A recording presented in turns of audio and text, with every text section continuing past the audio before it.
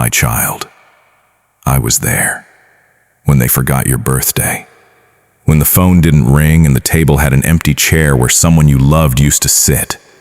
I was there when you walked into the room and no one noticed you had arrived. When you spoke and the conversation moved on as if you hadn't said a word. I was there. You thought you were invisible, but I saw you. I see you now. There is a particular pain that comes with being forgotten. It's not loud.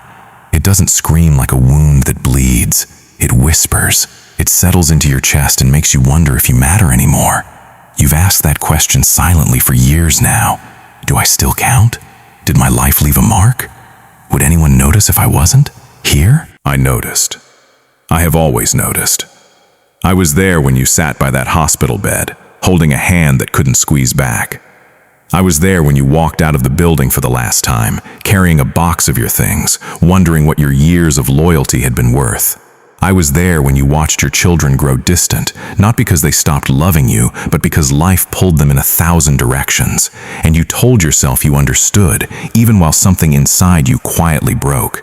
You have felt erased, but you are not erased. You are engraved. Isaiah 49, verse 16. I spoke this over you before you were born. See, I have engraved you on the palms of my hands, not written in pencil, not jotted on a list that can be lost, engraved, cut into flesh.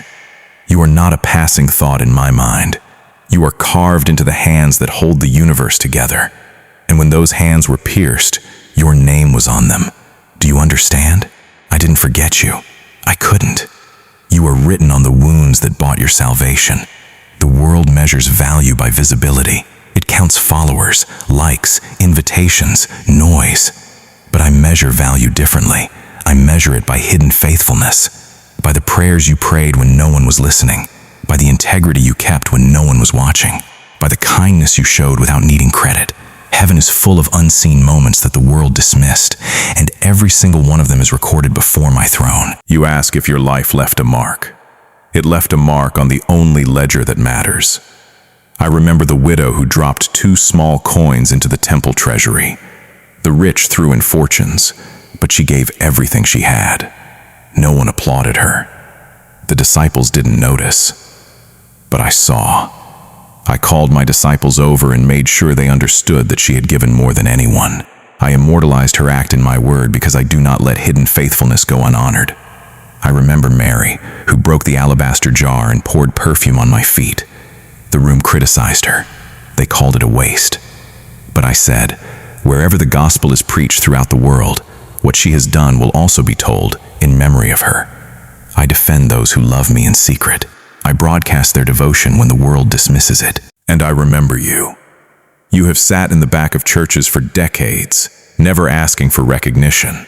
You have given offerings that cost you something and told no one.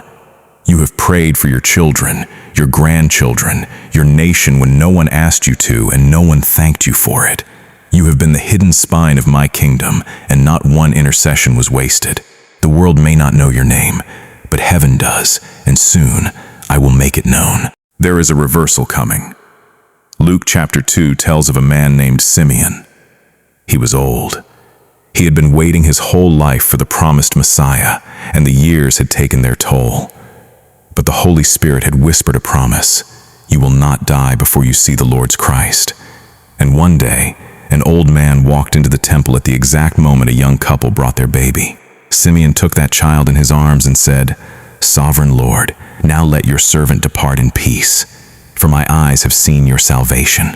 I saved the greatest moment of his life for his final years. Not because I was late, because I was precise. Anna was there too, a widow of 84.